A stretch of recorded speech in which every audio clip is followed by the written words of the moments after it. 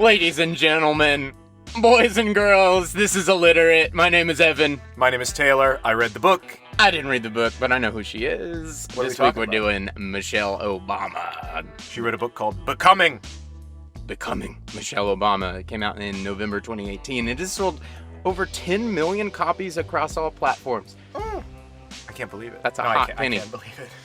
I heard it was the best, going on track to be the best-selling autobiography. Is that right? Well, that's what the publisher said. Wow. They flex it. though. It's popular. That's why we're doing it. You want to know? Here we go. Let's get into it. What do you know? That's Oh. what we'll start with. Because I read the book, but you Right. obviously lived through her Right. life. She existed. It's over the past probably 3 years I've become more acquainted with her work as a civil servant in Chicago. You from followed my- Michelle's. Yeah, my understanding is that she was actually she was a little bit more of the renegade in public life there, in opposed to Barack, who seems, from my understanding, he just kind of had all of the right items that the politics of the area, they were like, yes, we can support this. Like, everybody looked and went, yep, that guy. And that just kept happening. And to the point where even she was like, yeah, this guy. Yeah. But yeah, I think she was even like his boss. Like, we're gonna get into that. Yeah. So like, I know that that was like the power dynamic. So like, she was a BAMF and Look that up if you a don't know power what that is. couple. Like, I mean, amazing. So that's really my entry for it. So everybody is reading this book. My girlfriend's reading this book right now. So it's super popular. So Oprah read the book. It's now on her list. I get to feel a little bit like I read it. Here we go. So do you. We're just going to go through, since it's an autobiography, we're just going to go through her whole life, and then afterwards we'll talk about what you can talk about with it. The beginning of the book starts out where she is just at her house in Chicago after everything's happened. How is it told? Is it first person, or like how does she go about it? Yeah, it's in first Okay. person. Yeah. And she kind of goes through in a chronological order. Do you want me to read a section of it first? Sure. Or should we save it for Whenever later? you'd like, but at some point. Okay. I'm going to save it for the part in the story where it happens. All right. And then you'll know why when I read it. Cool. But yeah, so it starts out and she's just sitting at home. Her kids are off in college now. Barack's out doing something. And she was just saying I wouldn't say the fallout, but just the effects of it, and the fact that there was just a couple things that I thought were interesting. How she was saying what a joy it was to take a plate off of a shelf in the kitchen cupboard and put a piece of toast on it. Just little things like that you wouldn't think about as a first lady, where it's like everybody's doing everything for you. Yeah. Not complaining about the privilege of it by any means, but just being like the fact that I could open up the window and feel the spring air. Right. All the windows are bulletproof in the White House, and like you can't open them. There's a certain sense of claustrophobia. So she wasn't complaining about it by any means, but it was just an interesting way to start the book, being like, this is my life now. It was funny, she was saying that her dogs were confused because there's no barking at the White House. There's no other dogs. They don't have any neighbors. So the fact that these dogs are now going out into the yard and there's a bunch of barking and a ruckus, they look confused. Aw. But she was just saying now, that back then was the time to be the first lady and do all this stuff. And now here I am in this new place. And now I have a lot I want to say. It reminds me of a movie that came out a couple years ago. It was about Jackie Kennedy. It's just called Jackie. Natalie Portman plays her, and it's kind of framed around a reporter, the first interview she gave after the assassination of President Kennedy. And so she's out of the White House, back at a home, and I think it's Cape Cod. And that is very much kind of the elephant in the room is like, 2 weeks ago you were in the White House and the Secret Service followed you every step, and now you're alone in this house with somebody with that much public eye on them. It's like you get, like, I imagine that in Michelle's case, though, that must be incredibly refreshing to just be able to go, hear the windows. Well, she also said she will never be in politics. Just to get that cat out of the bag. Oh, really? She's like, yeah, I'm not doing it. And I listened to her interview. Conan O'Brien did an interview with her, which was pretty interesting. about the book When? as Okay, well. so Yeah, yeah, it's yeah. recent. Yeah. She was saying, like, I understand now that I will never be able to understand what it's like to stand in line at Chipotle because I am the center of attention anywhere I go. And that's just the way that it is now. She's Yeah. like, I can't understand my constituents if I were to become, and she just doesn't have that in her. Like Barack, like you said, he's the one that's got that mind and that energy and that Yeah. will and all that stuff. And she's just like, I, even if I did want to, it would do a disservice to whoever I served because I can't possibly understand what it's like anymore, essentially. She's like, I want to build up the next generation of that and show them like, hey, this is my story. Here's what you can Right. do. But that's not my place to be the person leading that. It's the kids and the young people and those that are able to do it further down the line. Well, in a way, that's refreshing to have somebody that's like, no, this is what I'm gonna do, and I'm gonna do it. And like, if her being her, you're like, well, I guess she's gonna do it. You know, like Yeah. it's nice that like it's nice when you see people just doing the thing, and whatever their field is, whatever they're inspired by, and just like you can leave it to them almost, and not like get involved, but if you want to, but it's nice to see people who don't get distracted by well that could be president. Yeah, she's just like that. Not my game. Like, Not my style. it's like no, I want to help kids, and you're like, oh, awesome, okay, because she really is, because she's going to, that's and it feels like often these public figures can just say, if they don't have some sort of higher goal, that they're, what are they really doing? Like, I Yeah. don't trust them. It seems like it's just refreshing to see somebody just Yeah. like forge their path It and be is. like, no, this is what I want. So just starting out chapter 1, going, she is the very rules and structures and systems. Barack Obama's from Hawaii, or grew up in Hawaii, so he is much more, the Hawaiian, like, loose, and he's always sauntering behind. She's like, we got to go over here. Mm-hmm.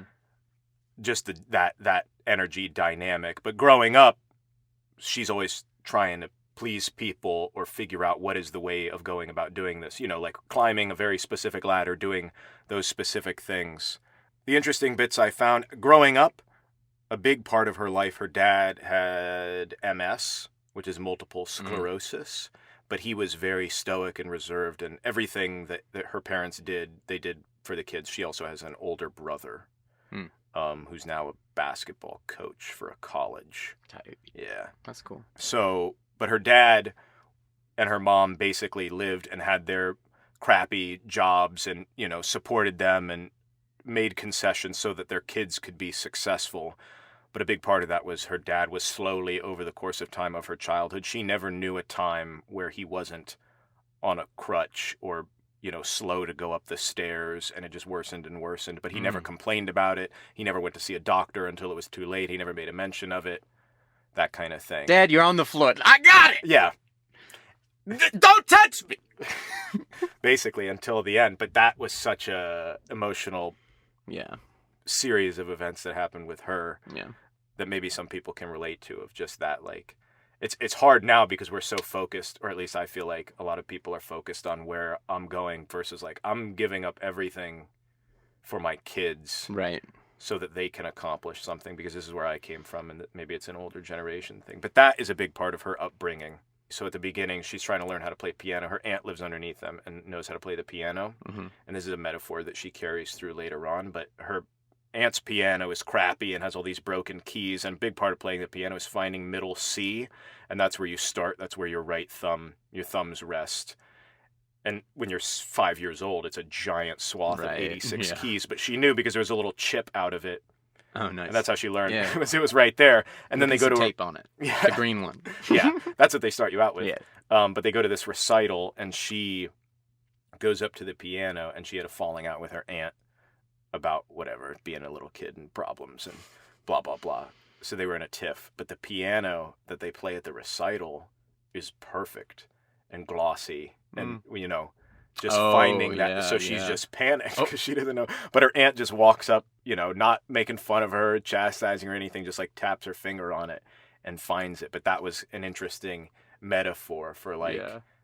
the two different worlds that she was existing in, or like what you're like, oh, well, I know this thing because of all of the flaws and imperfections and like where to start, but then going into this whole other arena where it's like you don't have this, like, the kids that were used to the great piano knew exactly Yeah. where it was and they had the Right. advantage, but like coming from the south side of Chicago with parents who were sacrificing a lot to give her a better future, you could see the disparity between, okay, well, it's not necessarily this person is better or this is, they Hmm. just knew, they just always had a nice piano and they knew where middle C was. Yeah. But that panic of like, oh no, what am I doing here? Right. I don't feel, like I'm used to this other thing, or I didn't have the perfect pianos Yeah. to start out with.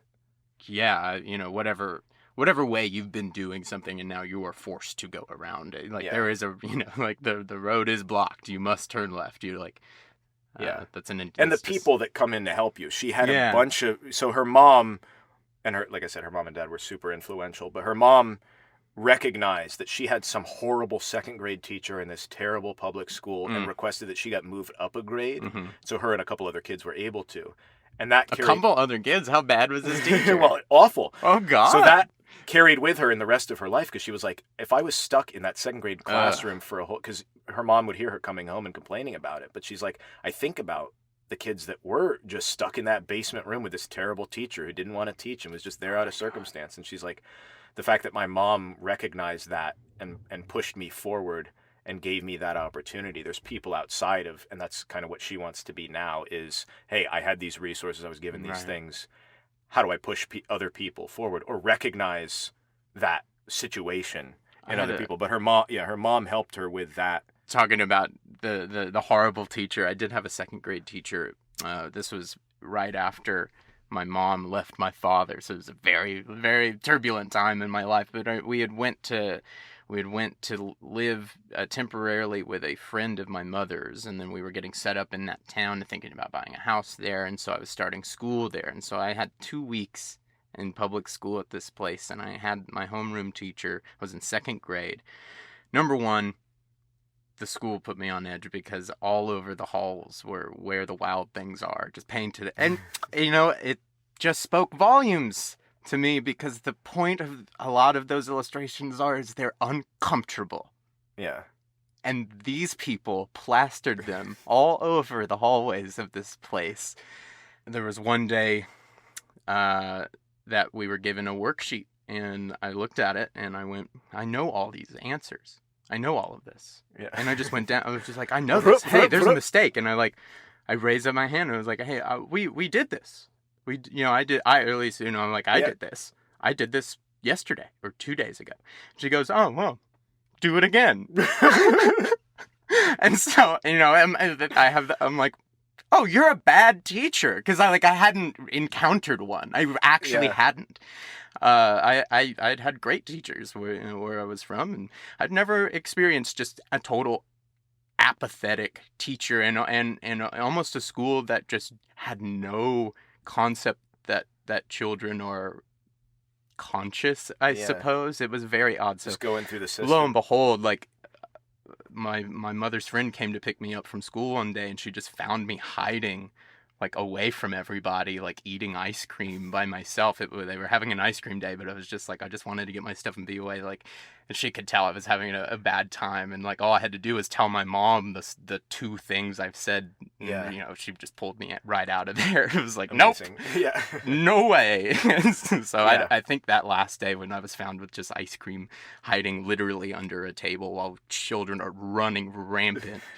I don't know. It was a very odd thing, but I'd never experienced any of that before. But thank God that, number one, my mom's friend and my mom were like, wow, okay, bye. But it's wild how those, the fact that can also spiral where it's like, okay, well, now those kids are stuck in that class, and then they're in this, and then they're in this, and then they're not recognized for this.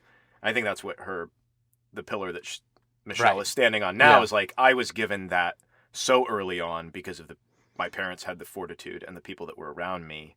And it was just these small steps that I became what I am Yeah. now. I mean, it's also not to say that like all of it is terrible. Not to no, I'm It's just mostly an individual person that's like not mostly in yes, the system. but the system just needs to be somebody just needs to be looking at it. Yeah. It needs some help. Some love in there. Yeah, because I think it's naive to be like, change the whole system, but to have individual voices that say, hey, I'm never for let's throwing look at this, the baby out with the bathwater. I think always keep what's good, but let's think of what's not good. How can we'll use some new ideas? Yeah.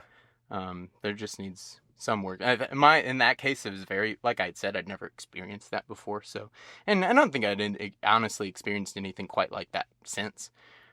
So it's not like it's totally rampant, but educate. Bottom, I think mostly they could just use some more money, honestly. Yeah. Well, everybody could use some more money. Sure. Okay, Taylor. Just let's print more. My solution. No. Yeah, well, I did it, and it worked out really well for me. No, the money's not worth anything anymore. But speaking of school, yeah. So she went on to advanced high school. Her parents got her into that. She had to take 3 city buses or something crazy. It was not in the South Side. Oh, really? It was in downtown. So this was this special high school, and she realized there that it was safe to be smart. That's what she said.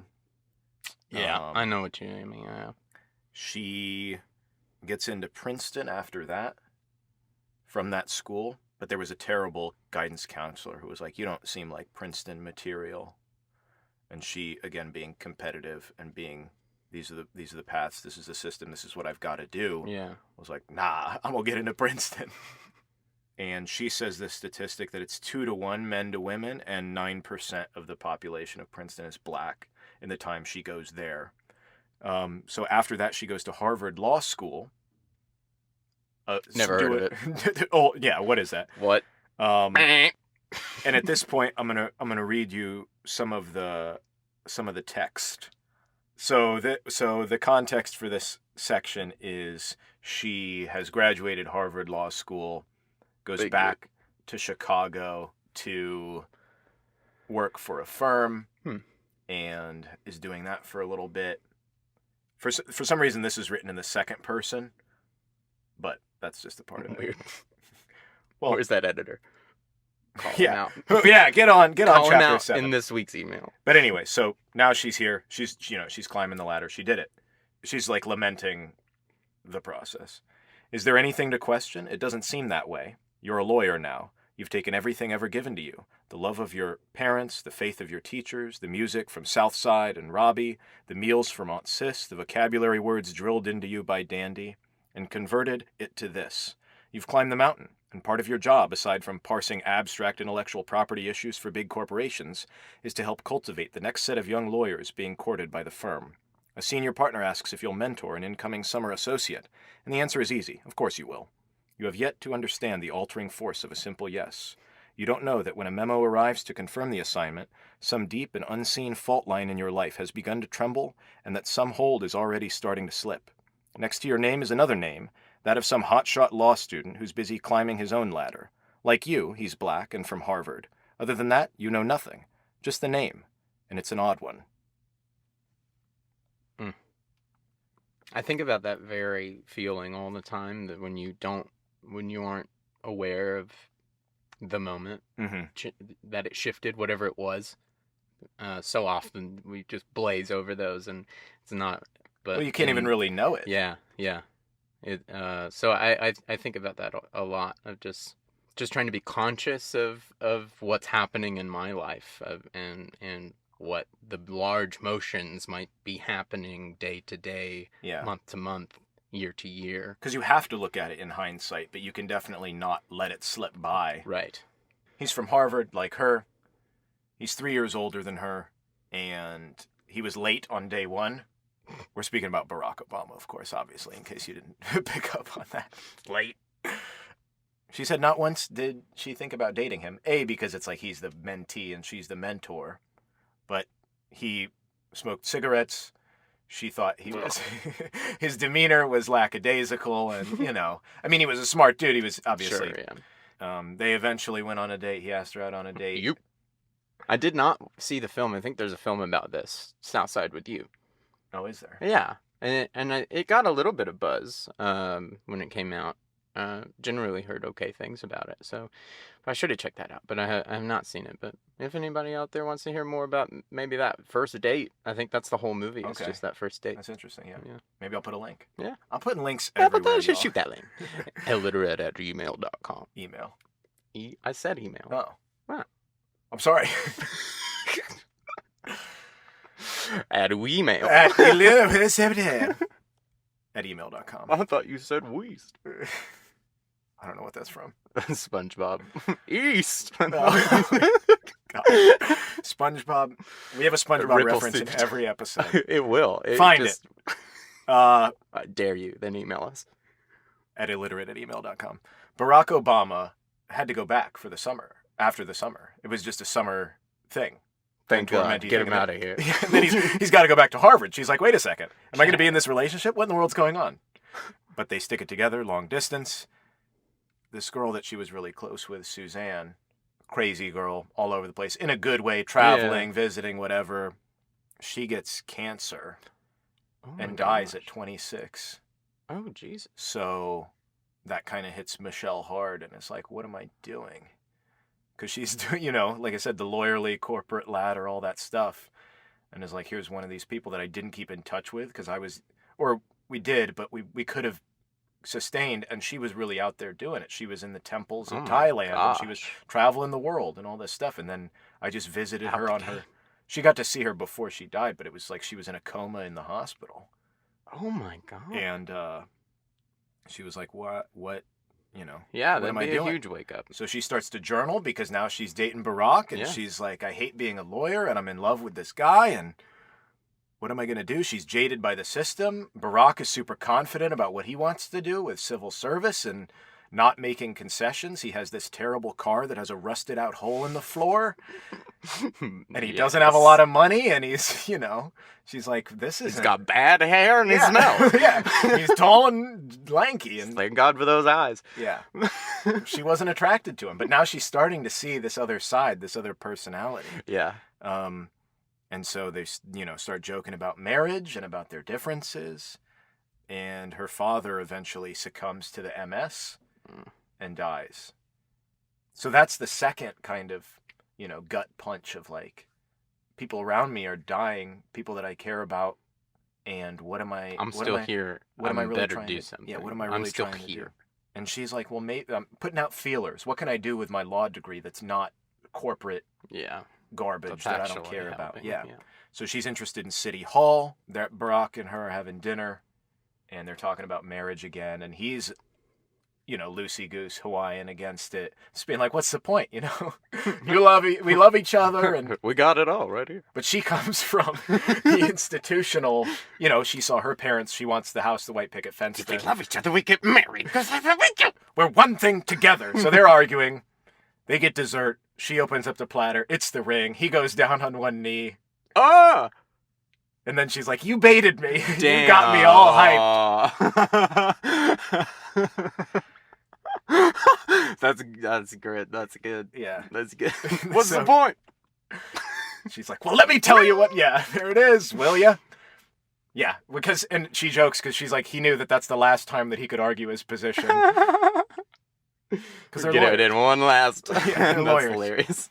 So now they're living together, and she gets the city hall job working for the mayor's office. Immensely more, feels a much more of a sense of purpose. Yeah. I imagine. They get married in 1992. And also the year I was born. Big things. Big things. Evan was born. They got married. He had this book that he was writing that he got an advance on. Who, me? I'm just kidding. The book is called Dreams from My Father. He blew the deadline. So he owed them the advance back. Jeez, Barack. Yeah.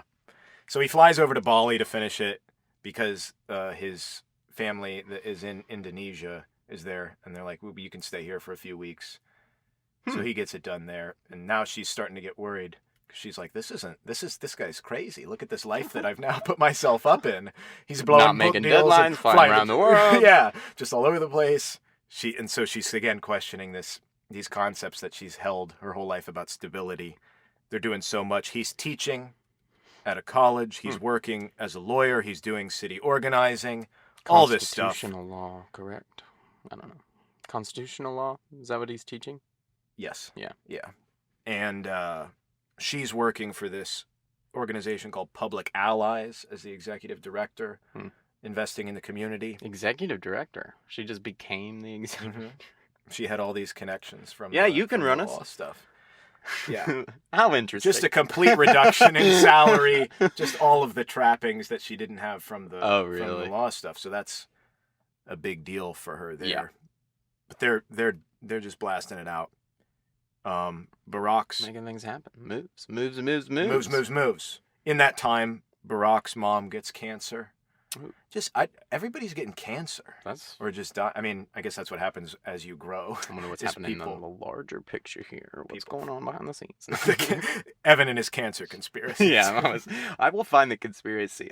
That's what it is. That's what I'll bring to the table every week. I'll bring the conspiracies this abound. Week, Michelle Obama conspiracy theories. But he's thinking about running for the state senate. In addition to the other stuff that he's doing. Lawyer, teacher, organizer. Hold up now. She's not into it. But she says, he's got his purpose. I have mine. She becomes the associate dean for community relations at the University of Chicago. 32 years old now, just for a little bit of timeline context. This was a big deal that people didn't know. I guess this is what this book talked about, is she had a bunch of pregnancy problems, had a miscarriage. So they had to do in vitro fertilization. I did not know that. Their kids, yeah. So in 2001, they have another baby. My God. Sasha. They're out of control. She starts working for the university hospital in another community engagement kind of thing. They're 38 now, or she's 38. And her brother's marriage fell apart. The guy that eventually becomes the basketball coach. Right. And she kind of realizes the cracks in their marriage. So they go to couples counseling. Which I thought ahead of the game. Just going like, this is coming down the pike. We don't get ahead of it. Yeah. It's interesting, though, in seeing, I mean, the book is reflection. Her moments of sobriety are interesting. To be like, hey, this is where we saw something and we acted on it, or here's the hindsight, and I'm glad that we did this. Or just stuff that's like, look, everybody's got problems. You look at the cultural conception of the power couple and all that stuff. It's like, that wasn't that long ago that they were like, maybe this isn't going to work. Right. The hindsight. That's wild. So now she's full-on mother. She's still doing this part-time thing at the hospital, but she feels like it's such a difficult balance because she's losing ground there and not really committing to that, and then not really committing to her kid's life. She talks about sitting in her car in front of Chipotle. Chipotle just keeps coming up. She loves it. Does she really? Yeah. Does she love it? But just the shopping mall, bop into the Baby Gap, bop into CVS, bop into Chipotle, and then just sitting outside in her car being like, I did it. The allure, she said, what passes for achievement at that point is so strange and unrespected. Right. There's a musical that I really like called Working, which is based on an old book that Studs Terkel wrote, where he just interviews different people of all walks of life in America professionally about their work. Just all different kinds of things. The green person who just, started at the hospital, to the doctor that's been there for 40 years. That's cool. To the guy who's putting up power lines. Put a link to the gal who's answering email. the phone. But they turned it into a musical, and there is a song in it I tear up at the end of it, but it's called Just a Housewife. It's like all the things that you do that nobody cares about, and they make fun of you on the late night shows because people don't think it's important. But it's like, you feel so incredible when it's like, I did all this and I'm sitting in my car and I got Chipotle and I'm going to pick up my kid. Like all the little things that you do. Oh, yeah. And that's what this reminded me of that. And to see in her life, she's like, okay, now she's 40 and she's doing all this, and how different. Amazing. When we say housewife, what we kind of traditionally mean without saying it is assistant. to like the operations that they perform traditionally in that kind of dynamic is You would like hire somebody else to. that's what in this business we call personal assistants. Like Yeah. that is they almost perform the exact same tasks. Like so what I'm saying there is it is a lot of work. Yeah. It takes a lot. And that Yeah. is often glazed over. If you're doing it right, it takes work. And if you're doing it right enough to feel good about it, Yeah. it's like that's a slog. Like that's your life. That's every day, every hour, Yeah. and you got to get it all done. And I'm glad she addressed it in here. It's a tough call, though, to be like, this is, like I said, she had also had the part-time thing, but she's saying, my ambitions were numbed, but these are the trade-offs, you know? Yeah. And she addresses the confusion and the pain of being like, Barack's running for state senate, he's doing all this stuff, and like, I think it's interesting now because she is in the spotlight and Barack has taken a step back. Yeah. And maybe they made some tacit agreement, or it was an unspoken thing of like, they're both really smart, strong, independent, powerful, ambitious people. And that was his thing. Yeah. And now it's her thing. Yeah. You know? And so tying into what you said, so he runs for the actual Senate at this point. And she's like, if you don't win, you have to move on from politics because it's not working out, you know? It's right before you get on the court. If you don't get this basket, exactly. it's over. And he says, okay. Some bizarre turn of events scandal between these, the Republican opponents leaves everybody jaded by them. And at a certain point, he had no opponent in the race. So then they threw somebody. Michelle, I mean, what do you want? Yeah. So then they threw somebody in there. Of course, he ends up winning. Yeah. And then he gives the speech at the Democratic National Convention. And then it's on to the races. In 2004, which he prepared for. Yeah. He didn't use a teleprompter. He memorized it. This was his moment. Go watch this speech. This is YouTube, like, I'll link it for sure. Yeah, this is what got him the presidency. Also, probably in the next 30 years will be like in the books of like top 50 speeches ever in American history or other history. Yeah, go watch this speech. Because this was the turning point. People were chanting Obama after he gave it. I mean, it's incredible. Regardless of your political affiliation, or just from before. Everybody thought it was a crazy idea to even put somebody like that on the stage, like a nobody, literally, first-term senator at the Democratic convention. What are you talking about? Yeah, like, nobody even knows. Nobody can even say his name. Yeah, it was bizarre. And so the fact that people are like, "Oh, look at this overnight success." I mean, Michelle has seen all of the stuff that he's done previous. This is the start of their public life, which she did not ask for. But it's slowly coming about. It's not like a flash in the pan where it's like, oh no, now every Sunday. It's a growing thing. So then this book that he delayed on gets back on the New York Times, or it wasn't on the bestsellers list, but because who's this Obama guy? Boom, on the New York Times bestsellers list after a decade of being out. He wrote it a decade ago, and then it comes back. He wrote it behind schedule a decade. Yeah, and then now all these rumors about him running for president. So he wanted to run. She wasn't into it. So I mean, I can imagine why. I mean, we're talking about it. It's like, I want to go to Chipotle.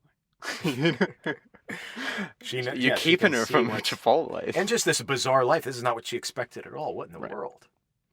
And she but honestly, support. I mean, that's love. You got to go. And from her perspective, she said, I don't think he's going to win, so it's fine. I don't think he's going to.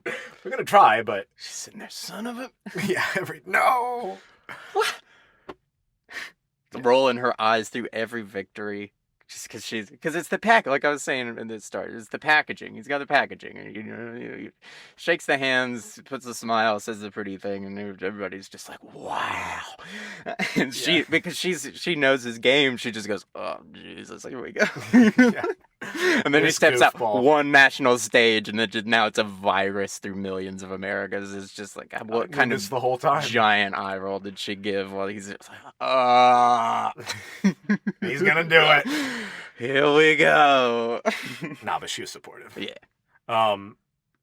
So she goes into a lot of the little details about how her life is changing, being more in the public eye. going back to the motherhood stuff, she's thinking about how her kids are taking all of this because now they're traveling all over the place and they're, you know, what does this mean for your father trying to run to be the president? Mm-hmm. And she said it was such a relief to be around them because they didn't care at all. Yeah. They don't know what's going on. And they're just like, is Dad president yet? No? All right. Cool. What does that mean? What's for dinner? Yeah, they don't know anything. Where's my gushers? Right. Yeah. No, she says that's funny. They're doing this interview thing, and she regrets because this is the first time they tried to keep them out of the political sphere, the family stuff. She's the shield for them because they didn't ask for this. But they're gonna do a photo shoot, and they're at this carnival. She turns around. One of her kids is her face painted full like a panda bear. Like, we can't do a photo shoot. But then she realizes, like, oh, they're just kids. Yeah. You know, like, this is what they're gonna do. I wish they cleaned it off, but I wish dressed like a panda. I wish there was a photo. I know, I do too. Yeah. But they were like, oh, you got to clean it off. It's like that. I wish. Just take the photo. Yeah, but I think nowadays of all the photos you'll take, the hundreds of thousands of photos you'll take together. This is like why for can't a this one just professional be publication. Well, but one of her, they got the one with the panda. But yeah, she was constantly saying how people are now, you know, subjecting to all of this criticism. People dug up her Princeton thesis and were making fun of it. People are analyzing the speeches that she's giving. People are, and the so trolls. And so she's like, I still care about what people think. This insecurity of hers, which she's addressing, which we all have. It's election day. They don't know what's going to happen. He wins. On the way to the speech, her kids are confused. There's no cars around. This is when she knows that things have changed. Because they've already blocked all the side streets. He's the president-elect. They've got the train of cars. Nobody can access. It's like, oh, now our life is crazy different. Oh. Because they've already got it on lock. Just he won on the way to where he's giving the speech. They've already blocked off all the roads. They're already in isolation. Oh, wow. Bulletproof glass. It's all there. So she's like, oh, this is what we signed up for. The transfer of power is upon. Now it's real. Do you feel the weight of it? Yeah. So now the last part of the book gets into all of the what it's like being a first lady. It was good because she does mostly talk about the effect on the kids, the effect on her relationship, her efforts as being a first lady, and not just being the waving, smiling, doting wife on the side. Cut out. She realized, though, that was the precedent set by all these other first ladies. And so she was like, it's unavoidable what that impression is. And they elected Barack, not me. Right? So, like, Hillary got in trouble for that when Bill was president because it's like, it's not your job to figure out policy and do all this. Like, she went through all the proper channels. She was saying, like, I had to talk to my team, who then talked to Barack's team, who then talked to Barack. Like, if it's about that kind of stuff. Yeah. Obviously not at the dinner table, but like, but I can't just be like, hey, Barack, what do you think about this for gun? You know what I mean? Like, you can't do that. That's why it exists, even though I'm his wife and I'm sleeping next to him. But what she did realize was that the Americans, their look on the first lady, and utilizing that for these efforts and these endeavors that she wants to implement. She cares about kids. She cares about obesity and about the school system and education and gardening and provide, you know, like all this stuff. Yeah. So how do you do that? Well, Ellen invites her on the show, do push-ups, you know, prove that, you know, like be that sort of pop culture celebrity type person that he can't be. Well, that's how you get their attention, and then you can start talking about what you want. And then exactly. And she was like, I'm not just going to do this fluff stuff. And she was pushing back, or her team was pushing back and being like, hey, like, being on the cover of Vogue is going to present the wrong image because it's going to look like you're fashionista, hoity-toity, unrelatable. And she was like, no, like, any more chances that a black woman can be on the cover of Vogue, I'm going to do it. And then in my article, I can talk about the efforts that I'm doing. Right. Or I'm going to go do some, you know, thing with some family and it's going to get publicity. And then they can talk about, you know, veterans being reintegrated into the workplace after they come back. It's like that. I'm just where the lens is looking at I'm going And to then talk I about can- my stuff. Yeah, Please put the lens on me so I can talk about my stuff. You know, like, exactly. So I think that was that, but that took time for her to understand. She relates in the book. So balancing Michelle's, personal life with the White House stuff. I didn't realize this. Just a little tidbit. I'm all about them tidbits. one of those tasty nibs. One of the tasty nibs is the president gets paid. There's all this stuff that they pay for him. I mean, he's not putting out expense to fly to Right. Saudi Arabia Right. to have a meeting like that. That's on the company, Yeah. America. But except for rent in the White House, they have to use their budget that they get paid to pay for all this stuff. So even though they have a private chef that cooks them meals and they have parties and, if they want to buy a new sofa, they have to pay for that from his budget Yeah. and from their budget. Yeah. I mean, he's getting money He gets advances from the book, and like they have the president income. $400,000, something like I think that. maybe it changed, but from what I knew, it was $400K. You can buy sofa. But it was funny because she was saying, their staff is so So intuitive. the food even is part The of food that? even. That's interesting. So- Now so- that's so- interesting. so here's Because what that she would be like, that could be facilities and part of just the No, White no, House no. run. Okay, So she gotcha. was saying, Cool. they would be doing something, and Barack would mention to some staffer how he liked this sushi, Mm-hmm. and then she would get the bill because they added it, or they like served it 4 more times because he said he liked it, because they're just trying to please him. They're Right, trying to make his yeah, life easier. yeah. And she's like, no, come to me, because he can't just be saying he likes something, and then we spend a bunch of money on Yeah. fancy sushi. That was $100,000. Yeah, we just blew so much.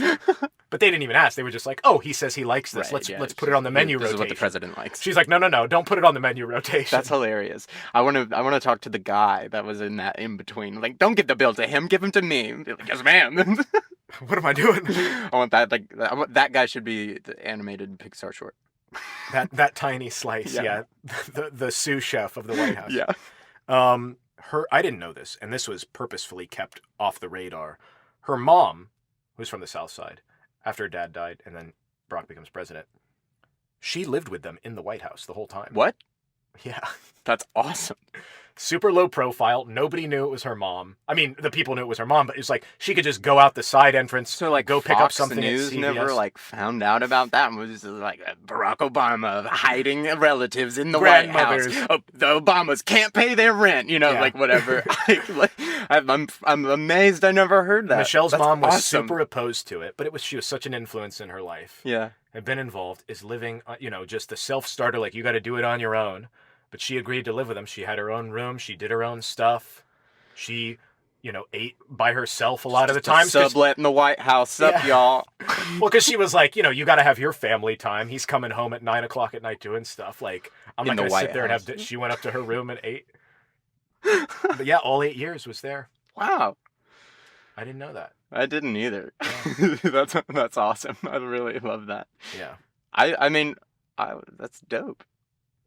So, just another interesting thing, which I have thought about. Yeah. There's another book called What It Takes, which follows George Bush Sr.'s presidency. Right. I think I heard about that one too. But the amount of logistics and effort in order for them to do anything, the machine that follows them, the wait, Right. as she describes it. They went out on a date in New York, Yeah. go to a dinner, go see a play. Simple. The fact that, and she addresses it. She's like, we were a nuisance. I felt so bad anytime I did anything. It's like, even the Secret Service, they would want us to just stay in the White House and do nothing. Because all of the logistics that go into play, they're going to this thing, they got to have the private flight, they got to have sniper crews on the rooftops, they got to block all the side Yeah, it's streets. production everywhere you go. Everybody that goes into this restaurant, they had to sweep it ahead of time. All the people that came in after them, they had to set up special metal detectors for them to go through. The play is 45 minutes late. All these other people that book tickets, because they got to go through a separate security thing. It's like, It's like I don't if you want- were an actor in your real life and the crew had to just follow you around and 20 and car make it happen parade. as you walked around. Yeah. Ahead and before you. And so she's like, I don't want to be I'm ruining a lot of people's yeah. Friday nights in New York on 6th Street because we just wanted to have an hour and a half away from the White House. And then we get enormously criticized by the media for wasting money and wasting time. And it's like you said, at what point is it like, well, this is the trade-off. Yeah. If you hire a politician for something, do they never get to do anything? Yeah. What if that is a part of it? It's like, oh, they need to be just together and have dinner because that will support both of their mental health and relationship. It's a healthy thing to do. Yeah, but she said, we were a nuisance. It's just a part of it. It's such. I was the main takeaway that I got from this is it's such a huge machine. It's such a huge system. Yeah. To be the center of it, to be the focus of it. Yeah. Walking around and clearance and planning weeks before you go anywhere. It's like, okay, you're gonna go to that mall and visit that store. 2 weeks of prep, Yeah, exactly. Hundreds of Yeah. people.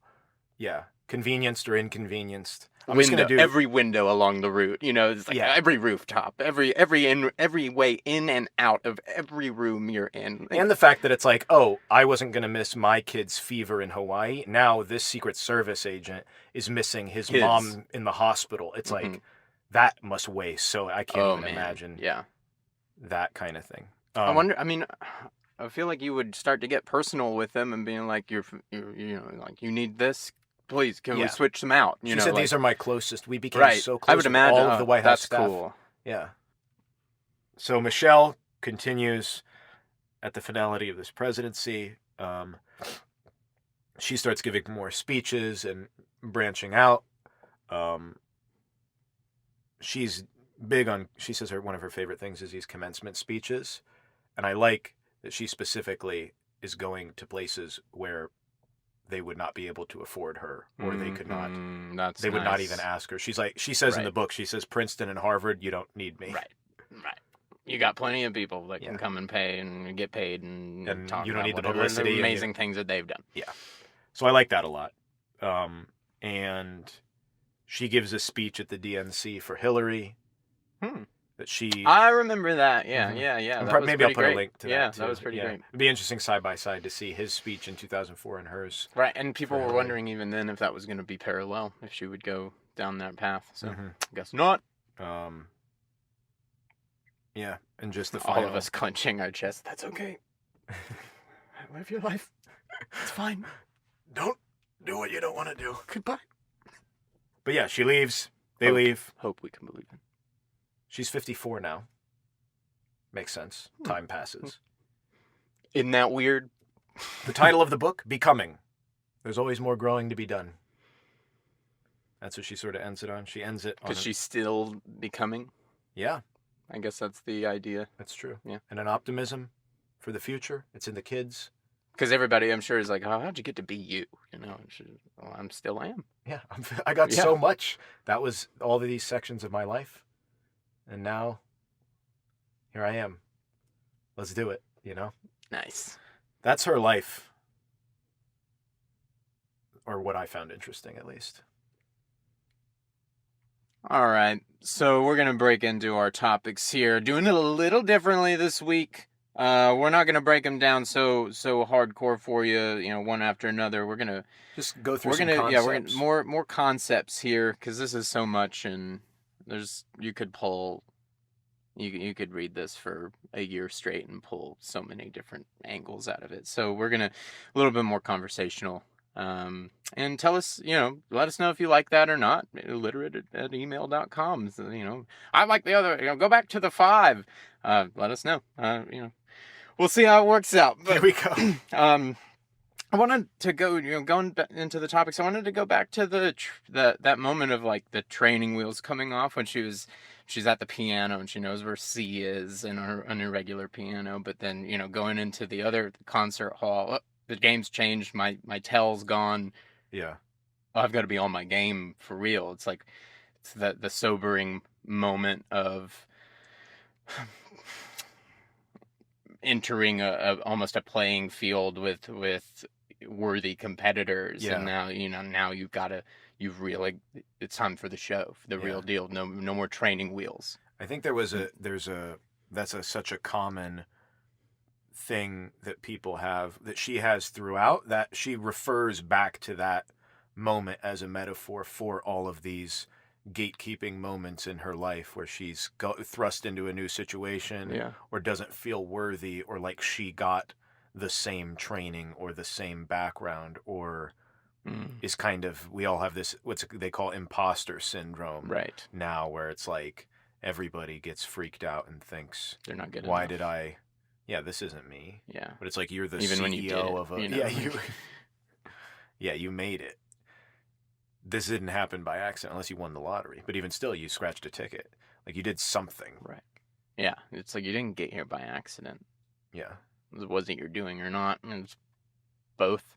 But it's, it was not just by the winds of the way that Yeah. you lead your life Very, like this, at least. that's what she's trying to relate to Right. kids with now, especially, is, it takes these things, but all along the way, you're going to be like, where's my middle C? Yeah. Yeah. Yeah. Looking for the The starting point, yeah. the base, home base. Like, what am I grounded in? Yeah. What else you got?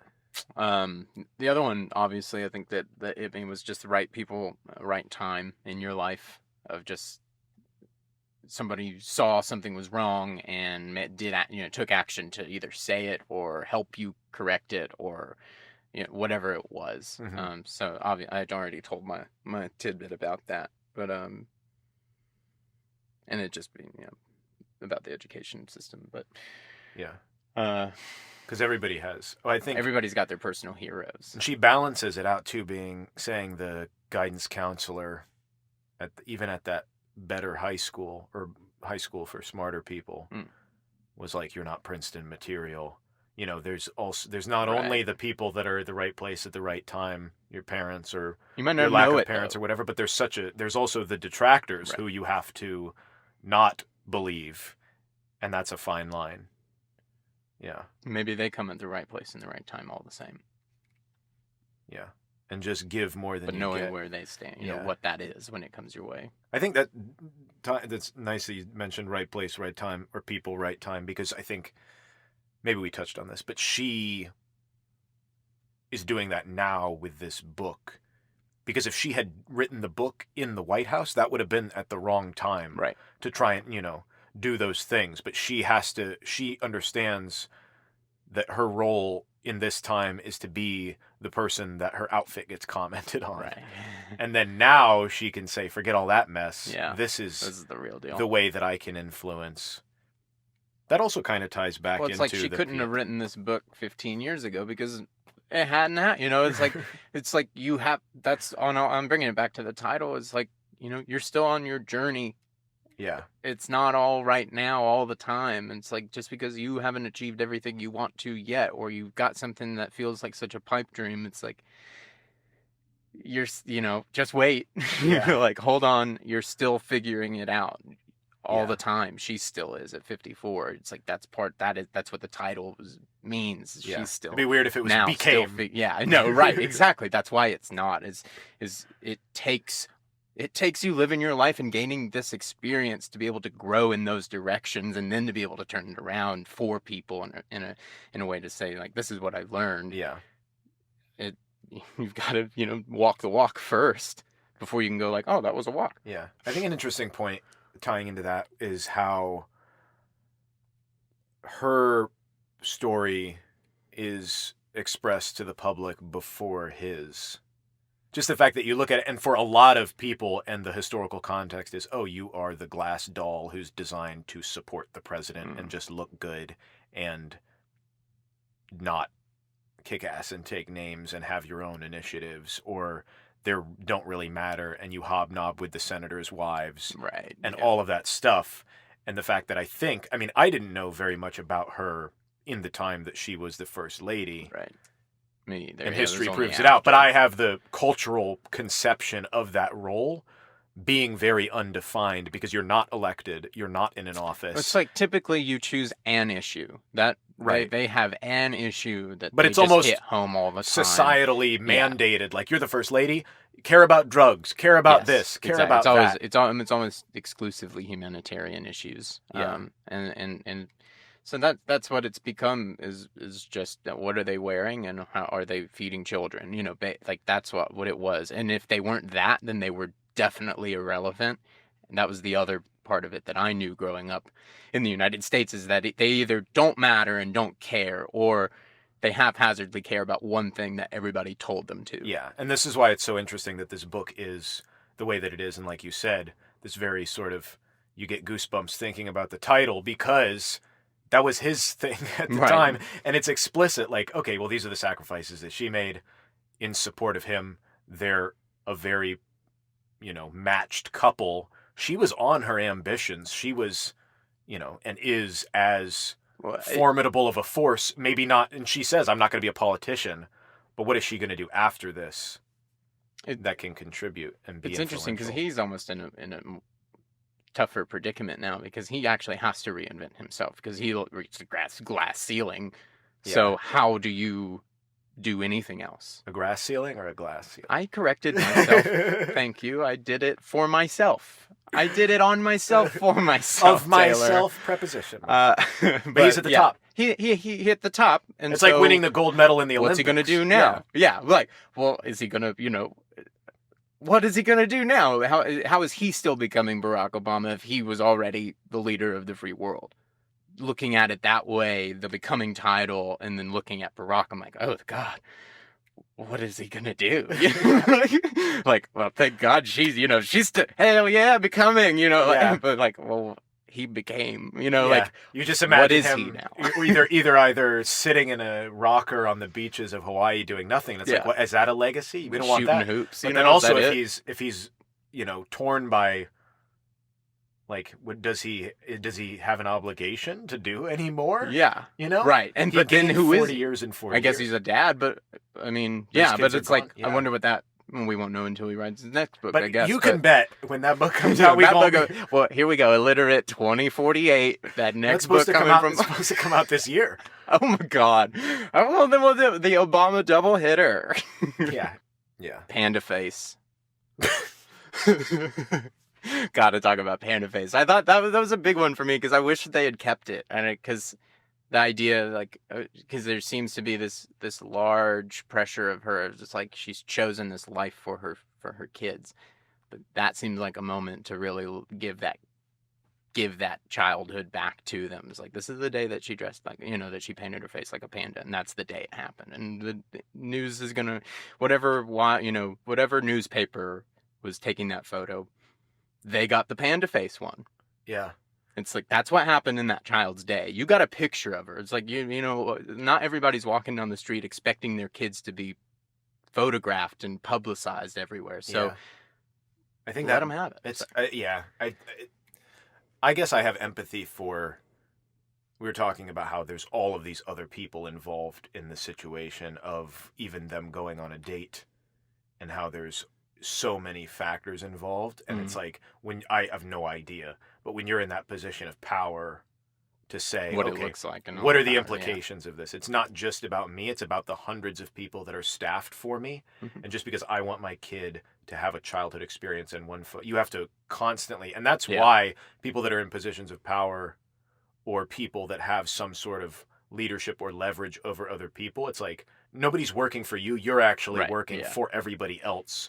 And so to do the mental calculus socially, societally, geopolitically, it seems over the top because it's a kid's face painted like a panda. But that's why I'm not in a position of power, because Well, I don't have the my wherewithal. thing is like, if you don't, if the kid needs needs their face washed to take this photo, you just don't get the kid.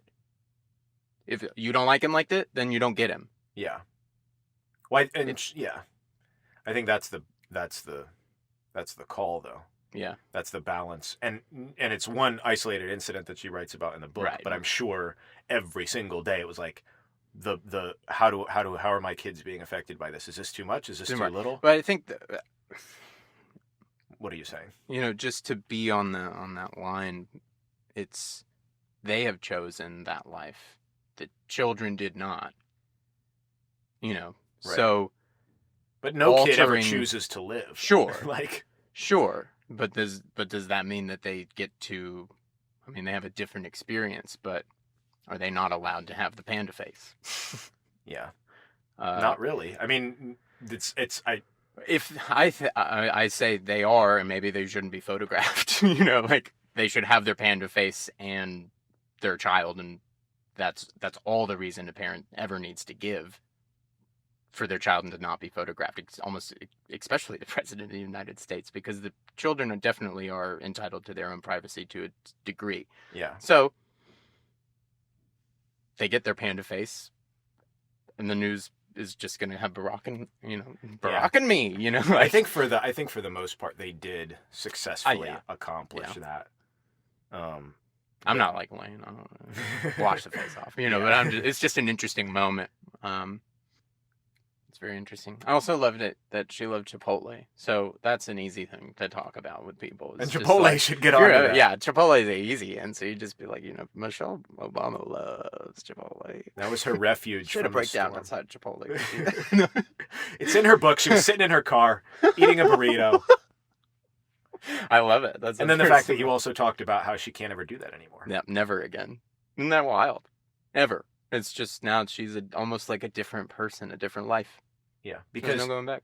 It's it's different from the celebrity culture of, I can put shades on and maybe the paparazzi won't see me. It's like, no, you have security. You have 24-hour detail. Yeah, you have protection around you, and they might be undercover, but it's like you can never. One of the world's most important people. Yeah. And now you're doing this book tour. You're all over the place. You're definitely going to be got noticed. Your mom in the White House. Covert, nobody knows, with their own secret entrance. Yeah. Mom in the White House? I love it. I can't believe they kept that quiet. Could you imagine? Maybe it wasn't quiet, but it was just not. Really? That nobody knew. Maybe it wasn't that big of a deal. I was flabbergasted. I would imagine that Fox would have been all over that or something. Like somebody would have twisted that into some horrible headline about something horrible. But there's so many rooms also. There's like 120 rooms and 15 that's why bathrooms. I'm like, sure. Come on. May liven the place up. Be interesting around here. Yeah. Be a grandma. Yeah. Hang out with your grandkids. Hang out with these kids while I'm, fighting the world's battles. Bullying and obesity and all this stuff. Yeah. Golly. What do you think, Taylor? Does that just about wrap it up? No, I think that was it. I think that gives people a lot of things to go out into the world. I knew nothing about Michelle Obama before this. Yeah, you're not like big in politics or anything like that. So this must have been a whole new world. It was awesome. I listened to the audiobook also. Oh, which she reads. How was that? Very good. Yeah. She's a great orator. Ooh. It's long though. It's 19 hours. Oh. But if you like her voice, I think me on that road trip. Yeah. Or read it. I'm sure you can read faster than that. But yeah, it was nice. It must be cool to have her tell it to you, though. Mm-hmm. Does that just about do it? Yeah. Cool. It. Okay. Alrighty. Woo! Well, I've learned a lot. Evan's looking for a word to sum it all up. Yeah. It's inspiring that even somebody so incredible is still feeling like they're working at it and becoming, like, they're still growing, they're still learning, and so it's nice to be in your mid-20s and not feel like you don't know nothing. Yeah, so it's nice to hear and be like, oh, one of the most influential people in the world still feels like they're coming into themselves. And she's grateful to the people in the past that have inspired her, and she's recognizing her flaws and the things that were not so great about being in this position and wanting to give back because of that. And fantastic. Love it. All right, everybody, boys and girls. Hope you guys like that. But illiterate@email.com. Let us know what you liked this week. We tried some different things. Just trying to formulate the show, trying to make something that you guys will be into. So shoot us an email. You'll get on that list. Yeah, you'll get links. I'm going to put up other interviews that Michelle Obama has done. Maybe some archival video from when she gave a speech, when Barack gave a speech. Yeah, the Democratic speeches. All kinds of stuff. So yeah, hit up that email, illiterate@email.com. Get on that list so you get all this extra goodies. And talk at us later. Thanks, guys. See y'all.